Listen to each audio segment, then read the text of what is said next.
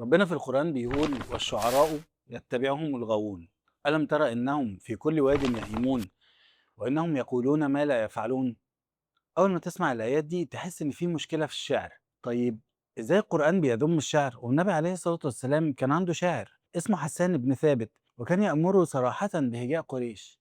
القرآن كان بيتكلم عن دور مش مهنة. ليه؟ هو كان إيه دور الشعراء في مكة؟ زمان كانت أي حاجة بتحصل في سفر أو حرب كان اللي بيوثق ده الشعراء، وكان القصائد اللي بيكتبوها بتنتشر جدا وهي الوسيلة الوحيدة لمعرفة الأخبار. ما كانش في ميديا ولا قنوات ولا جرايد ولا إنترنت. الشاعر كان هو الإعلامي والمراسل وصانع الرأي العام، والقصيدة كانت هي الخبر والتحليل والدعاية، وهي اللي بتشكل الوعي المجتمعي وقتها، وهو ده مربط الفرس. طبعا مش كل الشعراء، بدليل ان الآيات كملت وقالت إلا الذين آمنوا وعملوا الصالحات. المشكلة ان كتير من الشعراء كانت أقلامهم مأجورة للي يدفع أكتر، وكانوا قادرين على تحويل الهزيمة إلى نصر والعكس، ورفع قبيلة أو تشويه تانية بكلمات مؤثرة. وده بالظبط تعريف الإعلام المنحرف.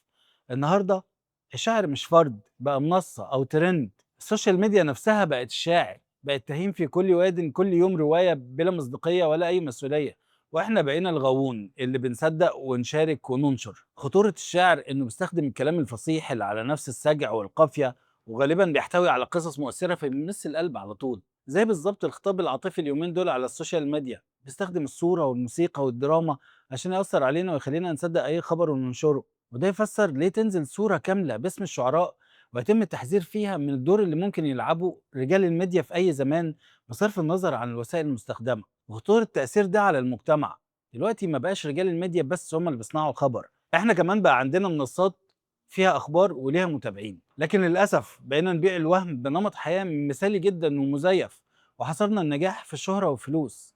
خلينا الآيات والخطاب الديني يبقى للترند والريتش من غير أي مردود على سلوكنا. بقينا نطبع مع السلوك الغلط والحرام لحد ما بقى عادي.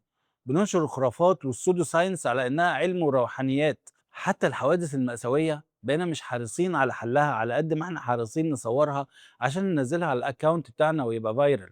فبقى مهم نفهم ان تحذير القرآن من الشعراء مرتبط بدور صناعة الوعي لما يمارس بدون مسؤولية، وتحذير من خطورة الكلمة لما تنفصل عن القيمة وتتحول إلى أداة للشهرة ولفت الانتباه وكسب المتابعين. خلينا نبقى من الاستثناء اللي ربنا قال عنهم إلا الذين آمنوا وعملوا الصالحات. خلينا نبقى جزء من الحل مش من المشكلة. وربنا كريم.